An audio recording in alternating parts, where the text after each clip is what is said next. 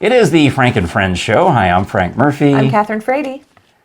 And we're doing our show. I guess this is the third episode of our podcast show. So thanks. I mean, it's going well. I think. I mean, if it's not holding your interest or anything. Why would you suggest that? Well, we've got the website, frankandfriendsshow.com, where you can see the episodes. We, of course, also want you to subscribe on YouTube. Smash that button. And since I put the audio version on it's working its way out to all the different podcasting apps. I know it's on iHeart, and I believe it's on Apple Podcasts already, but there's a few I have to check because I changed the RSS feed. But what I'm actually curious about is what you're doing. What do you mean? I'm stuffing envelopes. But I mean, when the show started, I know you were stuffing envelopes before we started the show. Do I need to pause and let you finish stuffing envelopes so we can go on with the program? I'm a woman. I can multitask. Oh. You're a sexist, are you? Saying that I can't multitask, that I can only do one podcast at a time? I'll show you. Get Casey Beeman on the phone. Be careful, Siri actually might. Well, I did do a guest spot on the Dick's House of Sport podcast. I know. And so I guess it's coming out, or maybe it's out. I'll have to check.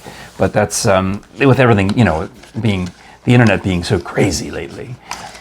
Well, you do have to let us know when it is. Well, I think, yeah. In fact, I probably came out the day we're recording this episode, so I should have checked before I opened my mouth. Oops. But I didn't know I was going to say that. So seriously, though, you're stuffing envelopes. I'm stuffing envelopes for, Marble City Opera's Fancy Diving for Pearls. May I? Of course. I was actually trying to find one. Oh, this one's not for me. I was actually trying to find one that was addressed to you, but I will be getting one. No or not? No, you know why I won't be getting one? Because I already bought my ticket. You already did. For Jerry. I bought one for my wife, Jerry. But this is the event that you are actually, Do I get a mention on here? Nope. Wow. We failed. We completely failed. Oh, Kayla Beard got mentioned. She most recently subscribed to our YouTube channel. I was notified. Oh, good. That Kayla is our most recent YouTube subscriber. Fantastic. Thank you, Well, Kayla. no, I mean, these other people gave a lot of money to have their names on here. It is true. Like you and James. Whereas I am just, waiving my relatively low fee. Now, I do have another idea, Frank, that if you are open to... Oh, did I put it in backwards? It's okay. I'll fix it. I want to stuff an envelope. May not be able to multitask like a woman, but I will eventually. Thank you. I will eventually get it just so. I was proving my point. Yep. I appreciate that. You are correct. You are the winner. I do know a way you could possibly convince me to redo these and put your name on it. To give you the money to reprint them? Well, no. How? What would I have to do? Okay. The event is called Diving for Pearls. Yes, that's a famous opera, isn't it? The Pearl Fishers. Pearl Fishers. And I was thinking it would be really it's also, people are known for holding their breath for extreme long periods to dive for pearls. Yes. Okay. Yes. So I was thinking it would be really cool at the event to have a huge tank. Yeah. With like a ball pit. Uh-huh. But like white, balls so that they look like pearls. Oh, okay. And actually have like pearls inside it. Uh-huh. So people can like jump off. Like at Beyond the Lens, exactly. Where they have those little space alien heads. Yes. Except you would have... It has pearls. Basically Easter eggs or whatever in there and a ball pit, and we would dive in. And you can, and you put real pearls at the bottom. That's right. And so I thought, well, how am I going to get, the size tank and the botanical gardens that I need? So I know you have a pool here. So we're moving the fundraiser to my house. Is that what we're doing? I mean, you want your name on it. What better way? That would take a lot of work. Well, the bad news, Kathryn, is that we recently celebrated the saddest day of my pool year. The one that makes me just actually does make me feel down in the dumps is when we pull up the shroud and put the pool to death or sleep really for 6 months. And it just happened because I had to make the call. I had to make the call to Pool Man and say, hey, I need to get on a calendar for like mid-October. I thought, because I looked at the weather, I thought, I can probably squeeze in a few more pool days. And he wrote back and said, well, no, it's going to be early October. because that's the day I can come. And rather than say no, I thought, well, this is a message, because the day he told me he was coming happened to coincide with the day that we really start Scholars Bowl, the day of our tech rehearsal for Scholars Bowl. And I have learned over the past 5 years that I need to close the pool when we start Scholars Bowl, because I don't have the time to go out and clean it, because the later you get in the year, when you get into October, the harder it is to clean. Oh yeah. Yeah. Exactly. Yeah, the leaves start to fall. Yeah. So as much as I regret having to shroud it up, it's shrouded now until April. So you're saying you're depressed now that the pool is closed, and now I have to go into a depression because I can't use it for my fabulous idea. Well, what were you going to do? Drain it and fill it with plastic balls? Yeah. And then you're going to pay to refill it? You can definitely have your name on the back of this program. No, it's not worth it. And then you're going to pay to refill it? Yeah. Okay. I'll have to get Jerry to show you the water bill. The last time we drained it and refilled it, how much it cost in water. Okay. It's hundreds and hundreds and hundreds of dollars. I mean, probably $300 in water. It. No, it's not worth it. We'll have to get a whole sponsor for draining the pool and refilling the pool. Yeah. I mean, that could open up possibilities for pool people. But I think we could get a nice indoor pool. Above ground pool would make sense. We get or even just a giant kiddie pool, or one of those inflatable ones that they have. That's true. And we could put that at the Botanical Garden, and then Jerry Becker can stand there in the middle. And people can swim out to him. Mm-hmm. Yeah. That's an idea. You can pay. It's like an auction item. You can pay to dive into the ball pit and it makes collect sense a to pearl from Jerry Becker. Makes sense to me. Yeah. So what else have you been up to since our last episode? Oh, so many things, Frank. You've got us off to a good start with all that, because it reminded me of a couple of different things that I've been up to. But namely is your name. My name? I didn't tell you this. No. That your name and the way you spell your name has apparently risen in prominence. Fantastic. Electronically in my life. Fantastic.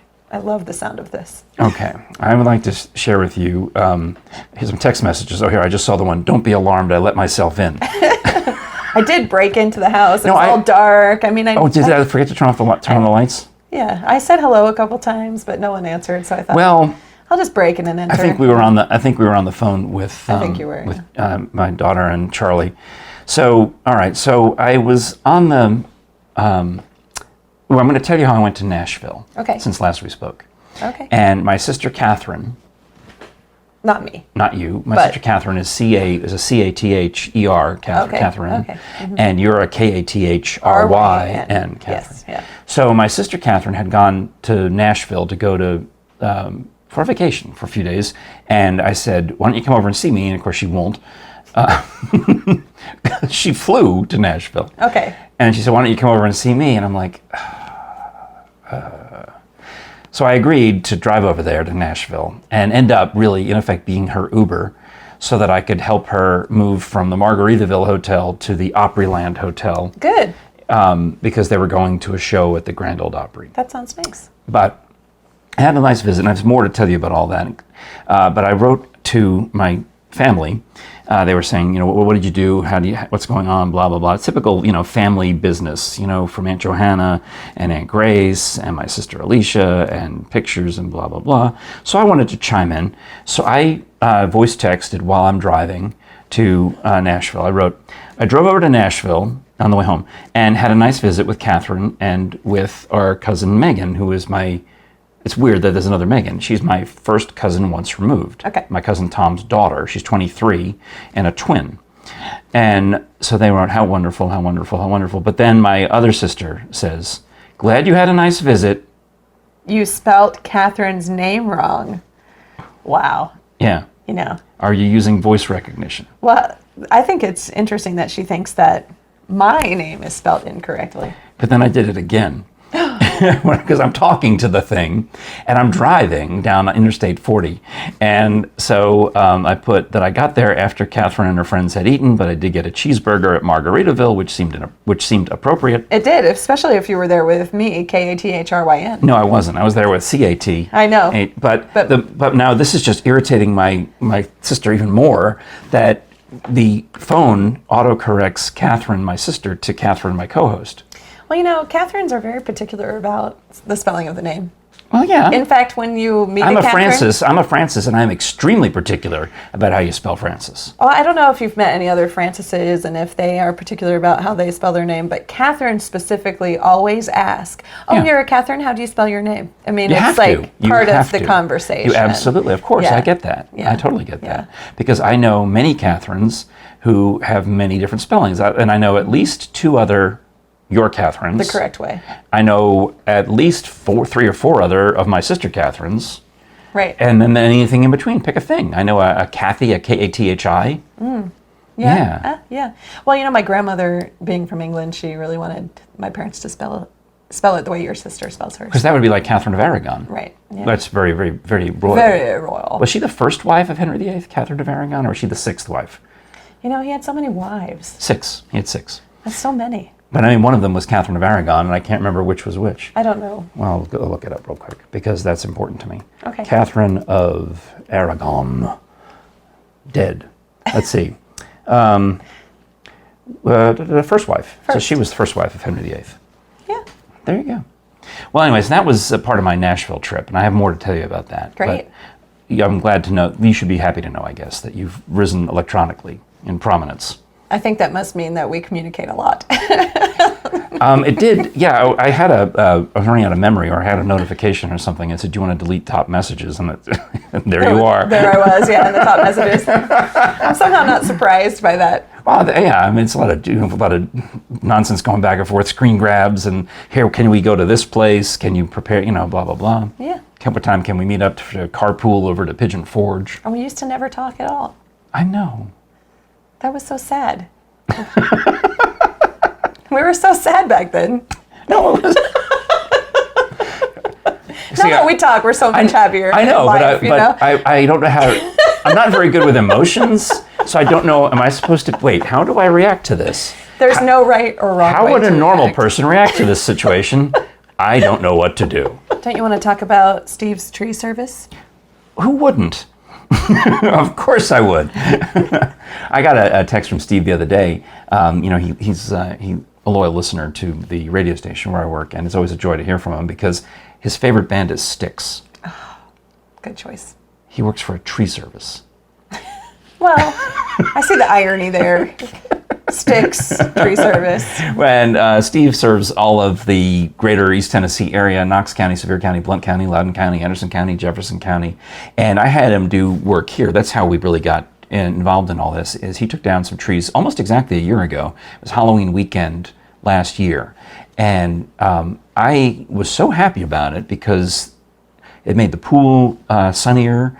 Nice. It cleared up the view. My neighbor Nancy called me up one day and she says, "Man, what a great view." That's great. Of the other neighbors. But it was... No, so anyway, they did a great job. They're 100% insured. They got all the workers' comp and the liability. And their technique is, I got estimates from one guy that we're going to have to take down a fence and come in with this bucket truck and try to do things. And Steve's like, "Really? I got tree climbers." I'm like, "What do you mean?" He says, "I got these guys. They should go be lumberjacks." Well, that's what they do. He's got these guys who have the things on their heels and the straps. And remember what we saw at Lumberjack Feud? Yeah. I saw it in real life in the backyard because they would go up to this very tall tree and they're lopping it off safely and they tie off the limbs. And I kept thinking, don't break my fence, which they didn't. Don't get anything in my pool, which they didn't. And it's just amazing the way I'm trying to indicate that this limb would come swinging down to right where they are ready for it to be, and then they drop it. Wow. Because it's all science, That's impressive. Yeah. So I thought they did a great job, and they'll do a great job for you. You can call Steve's Tree Service here in East Tennessee at 865-257-6214. My parents actually had their trees cut down in front of their house. In Texas. In Texas, yeah, which, seems like a strange idea. But they had the solar panels put up. Oh, in the front of the house. In the front of the house. My wife wants Steve, I guess you can put an estimate together if you want, but my wife would like to have some of the trees out front changed, taken down. Yeah. I kind of like them, but she doesn't, so... Well, saving them a lot of money, actually, having those panels up, I guess. Yeah. So for the electricity. That's not a bad idea. It was a very shocking realization going home, because they had it done during the pandemic. Oh, so you went home to a house you didn't recognize anymore? Yeah. And then I bawled on the front steps. And what kind of trees were they that were so...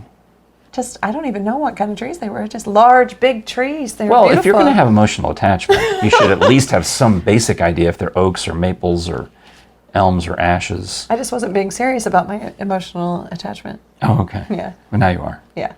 Steve was telling me that the chestnut tree in this area is... I don't know if it's endangered or if it's just, it has died off to such a degree where it's now protected. And when he came across somebody who wanted to have a chestnut tree cut down, he's like, no. Really? Yeah, because they didn't know, that person didn't know what it was. Wow. Yeah. That's and there's a few of them in the Smokies, but something must have happened over the time. Not allowed to cut them down. Yeah. So if you have a chestnut tree, call Steve. He's excited about those. He'll help you save them. Yeah, that's great. Protect them. Yeah. That's great. Well, let me tell you more about the Nashville trip, though, because I drive over, I all the way. It's 2.5 hours. And I meet my sister outside of some restaurant where they've just had brunch. So I'm starving, and she's just had breakfast, and it's noon or 1 o'clock their time. Timing. So that didn't work out. So she says, well, I'll drive you over to the Margaritaville Hotel so she can get her stuff and check out. And we get to the lobby, and she says, oh, this cousin Megan is coming over. Okay. Now, Megan and her twin sister, Erin, have moved to Nashville to become singers. Nice. To become professional musicians. What kind of singers? Like a pop rock, R&B type of thing. And they write their own material? They have started to, but I immediately, in the course of all this conversation, I said, I'm going to hook you up with this 70-year-old man I know who is a songwriter. Awesome. And knows the Nashville circles, and they've already communicated, and he's already told them about some Nashville songwriting group and some other things they should go attend. That's fantastic. So networking. Yeah. So, but this cousin Megan refers to me as Uncle Frank, and it just was a little jarring to me because I guess it makes sense, because what do you call an old person who's a cousin? Who's a first cousin once removed? You don't really actually... Well, thanks, first cousin once removed, Frank. Because what else are you going to say? Her father is my first cousin. So yeah, her great-grandmother is my grandmother. So we're... Anyway. Kind of like an adopted uncle. Yeah, and I don't even remember... I really... probably the last time I saw her, she probably was a toddler. She would have been very, very, very little, because she's 23, and it's been a while. Is she good? Yeah, they have an EP. I listened to their EP on Spotify on the way home. Nice. It was good. Cool. So they show up. She shows up, and we're waiting for her in the lobby. But then meanwhile, my sister Kathryn gets a phone call, and cousin Megan isn't there yet. I just start wandering around the lobby, as I do. And there's a radio station in the lobby. Uh-oh. It's a Sirius XM station called Margaritaville Radio. Because why wouldn't it be called Margaritaville Radio? We're in the Margaritaville Hotel. And guess what they play? Songs about margaritas? Yes. And tequila? Yes. And every other Jimmy Buffett song you can imagine. Yeah. So Cheeseburger in Paradise and Fins and Changes in Latitude, and Margaritaville, those are literally the only 4 Jimmy Buffett songs I can name. And I was there in that studio for an hour and a half, and I could still only name 4 songs, which I'm getting to. So, and they apparently play, and the DJ there, her name is Renee, told us the secret to getting airplay on this station is to write a song about salt. I know where you're going with this. I'm excited. Tequila, margaritas. Yeah. You can get airplay on this station if you have a thematic song. Yeah. Well, I'm looking in the window, and it's a fishbowl, and Miss Renee is in there. I can tell what she's doing. I know exactly what she's doing. She's redoing the same voice track over and over and over and over again until she gets it right. And she's trying to, and then later she's trying to apologize and explain and she's embarrassed by it. I'm like, you have no idea who you're talking to. Or he redoes them over and over and over and over and over. Until I get it the way I like it, right? Yeah. But she's doing the morning show, or is pre-taping the morning show, so they're longer bits. So if you mess up, you're like, and you got to go all the way back and do the whole thing again. So she sees people looking at her, and apparently she loves the attention. What do you think? She's working in a fishbowl in a hotel in Nashville with one window opening to the street and another opening into the Margaritaville Hotel. And she likes the attention. So she opens the door and says, "Come on in." And I tried to mention to her that I'm just a mere FM DJ, but I'm curious to see, the equipment and the automation system. And I threw in a few keywords, but I don't know if she perceived. Because you're legit now. I don't know. I don't know if she would listen to any of that, because there are certain people in life, like myself, who will talk and fill every moment of dead air. I've never noticed that. I've tried to point it out. Because if you don't notice... I've tried to go back to old episodes and see this part, Kathryn? Frank will tell you that he will do it. I am like a wind-up Energizer bunny. I'm going to keep talking until you stop me and say, "Wait a minute, Frank. I have an opinion on that." Because that's what I do. Yeah. And that's the training I've got, is to fill the dead air, okay? So apparently so does Renee have this training, because she filled all the dead air. So my take on it was, okay. And I just sat there and listened? Step back and listen, and I can tell you all about her. And then when Cousin Megan showed up, Renee was very excited about that and wanted to tell Cousin Megan about all the celebrities she knew in Nashville, like the voice of Goofy's son, Max. Goofy's son, Max? On the cartoons, on Goofy, the Goofy movie. On the Goofy movie, she knows the son, Max. Well, she also knows Goofy, Bill Farmer, and I'm trying to remember the kid's name. It's like Jason something. Wow. I recognized Jason Marsden. I recognized when she said it, I'm like, "Oh, he's Goofy's son." She's like, "Yes, that's what I'm trying to tell you." Because I was able to know Goofy's son. Interject a few little things. Well, yeah, because she's a club DJ, party DJ. She says, I DJ all the private parties for the members of, oh gosh, was it NSYNC? I think it's NSYNC. I think it's like Joey Fatone and Chris Kirkpatrick. Nice. The other NSYNCs, the ones you don't think about. Right. The other two. I don't think about any of the NSYNCs. Oh, you probably think about Justin Timberlake. I really don't. Lance Bass? Yeah, Justin thinks a lot about me, but I don't think about him. Well, anyhow, so she's talking and telling us all about herself, and we follow her on the Instagram, and she's going on and on about how she just got transferred to mornings and blah, blah, blah, blah, blah, blah, blah, blah. And the other part of it was my sister, Kathryn, is an actual subscriber to this station and actually listens to it in her car. So as Renee is telling us about all the other DJs on the station, because apparently they did a whole schedule swap, and my sister's legitimately interested in knowing which DJ has moved to which time slot. And to me, I don't know any of these people. I don't know any of these songs. I now feel what it must be like for when people would come by the radio station to see me and have zero frame of reference. And I'd be talking about, well, that'll be like, blah, blah, blah, blah, and they're just looking at me like, I gotta go. So the shoe was on the other foot. I mean, I was interested in the radio part of it, but I didn't particularly care about the Jimmy Buffett part of it, or the guy who knows everything about Jimmy Buffett. And then we're hearing him, because we're listening also to the station, and he comes on talking about the time Jimmy Buffett injured his foot somewhere. Oh. And she's like, how does he know all this stuff about Jimmy Buffett? And I'm like, you're like, I don't know. But I need to know something really important. Did you tell Megan? Cousin Megan? Your cousin Megan. My daughter Megan? Or there's so many. So we only have so many names. Name? Not the same way as my daughter. Okay. Cousin Megan is the simplest, purest Megan spelling, Megan. Okay. How did Megan, or did you tell Megan, Megan? Yes. The insider tip that she needs to write a song about tequila, margaritas. Yeah, it was pretty much spelled out for her by DJ Renee. Okay, good. That, you got to get salt on the rim or whatever the thing is. There's some song about salt. I don't know any of these, but I think that's the key. Cool. Yeah. Well, I'm glad that she got that tip. Yeah. That's important to me. Well, I'm Megan, glad. Megan. Yes. I want you to succeed. And meanwhile, my sister Kathryn, Catherine,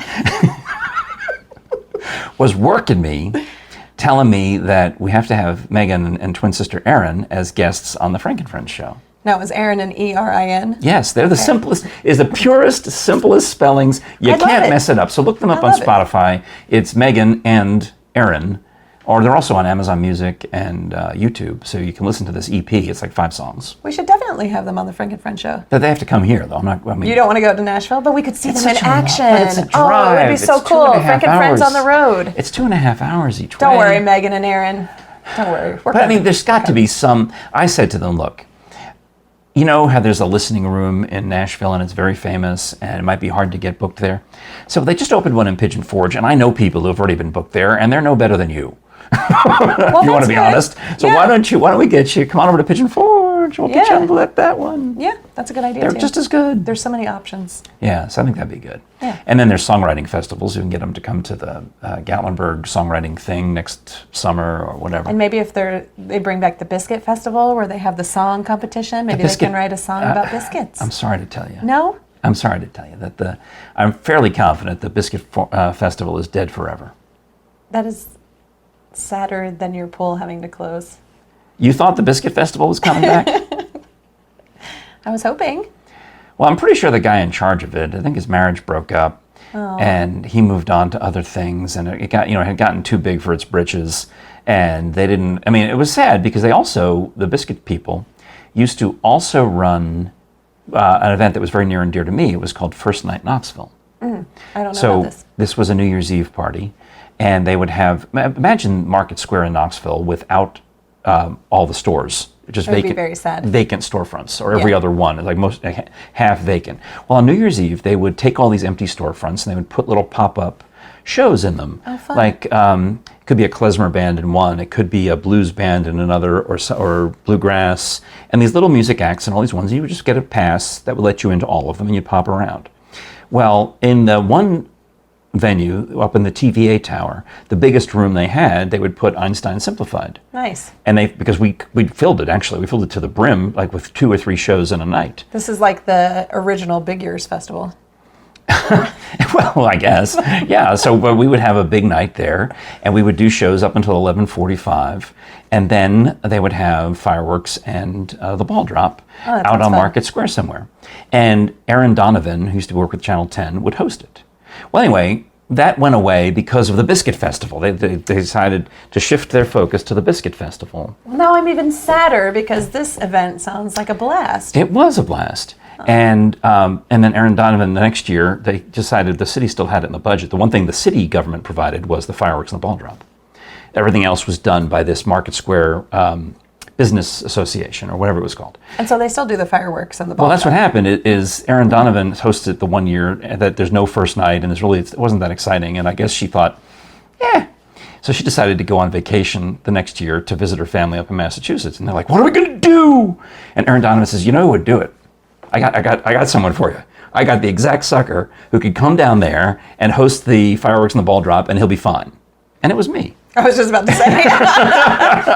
I'm like, who is a sucker who would go ahead and do it and enjoy the time? And then up until the pandemic, I would do it. I think I did it 6 years in a row. Nice. And it's freezing. It'd be freezing cold, or it'd be pouring rain, or whatever. Once in a while, we had pleasant weather. Of all those years, we had everything: freezing, pouring, pleasant, repeat, freezing, pouring, pleasant. But it was still one of my absolute favorite gigs. Yeah, I mean, New Year's Eve is. I know, and I would, and I would kind of argue with the lady in charge because she would want to play Auld Lang Syne at midnight, and I would say, "I got a better idea. Everybody plays Auld Lang Syne. We'll play Rocky Top." I love it. So that's perfect. I went one year, we played Rocky Top first, and then she came back the next year and said, no. We're playing Auld Lang Syne. But it turned out it actually didn't matter, because while we were playing Auld Lang Syne, while the fireworks were going off, you couldn't hear it. Perfect. So you remember the guys we met at Mama's Farmhouse, the sound guys? Yeah. Well, they worked that event. Oh, okay, So I had it all worked out with them. I said, "Look, you play the Auld Lang Syne, but as soon as the fireworks are over." Rocky Top. Yeah. And they're like, "Okay." So you get the whole crowd, and it was thousands of people. I've got pictures taken from rooftops at the other end of Market Square, and it's just filled. I mean, pre-pandemic, we had 5,000 plus people crammed in there. Yeah. And once the Rocky Top comes on, everybody's doing the Rocky Top and the woo. The dance. And I'm dancing around like a crazy person. I can't imagine that. I have it on YouTube. I can show you. Okay. I mean, you don't want... you don't want to do it right now for us? I could, but you might not want to see it. you might not. This is your last chance. Never have that in your eyes, because I don't have to show you. You don't. I mean, I can pull it up on YouTube in his heartbeat, but live is more impressive, I think. Yeah, but I have to. I mean, as much as I am beat deaf and don't know the music, I can run around and go woo to the tune of Rocky Top in a passable manner. Yeah. That makes people at least laugh. It's supposed to be funny. It's not. I mean, I'm not trying to be, the Osborne Brothers or whomever. Right, of course. But it's like, I mean, I may need to see it. Well, it's on YouTube. All right. Anyone can look it up. I mean, it's on my personal YouTube channel. It's there. Like all the years I did it, like 5 years of it, 6 years of it. I'm going to go check it out. All right. Maybe you can put a clip in it. Well, you know what the problem is, though, is that I get dinged every year for putting in the music to Rocky Top. So no, I can't. Well, anything else in your world, Kathryn Frady? In my world, everything is perfect. I just have to get back to stuffing envelopes. Well, I've got one more thought about Nashville I want to mention real quick. Okay. Is as I'm standing there in the studio listening to Renee talk about herself, I was looking out the window and I couldn't help but notice the women of Nashville, and I think a lot of them are tourists, but they all look the same. They wear this round hat, and this was a warm day, so they had on shorts. But it's almost like that meme. If it were colder weather, it would be just like that meme that says, "This is what a pumpkin spice latte sees before it dies." And it's got a dozen girls who wearing all the exact same outfit. Well, it's all technically they're all in different outfits, but you can't tell them apart because the outfits are that similar. That's interesting. Because I call it the Nashville uniform. Well, that's why I wear this. Yeah, you stand out. I love it. My by Vinnick. Thank you. My friend, Suzanne Vinnick, she was an opera singer, and she turned designer, lives in L.A., and is making her living as a fashion designer. It's good that you're not wearing the same thing as every Nashville girl. Yeah, I try not to. I don't even know what they're wearing, so. Well, they're all wearing the same thing, I'll tell you that.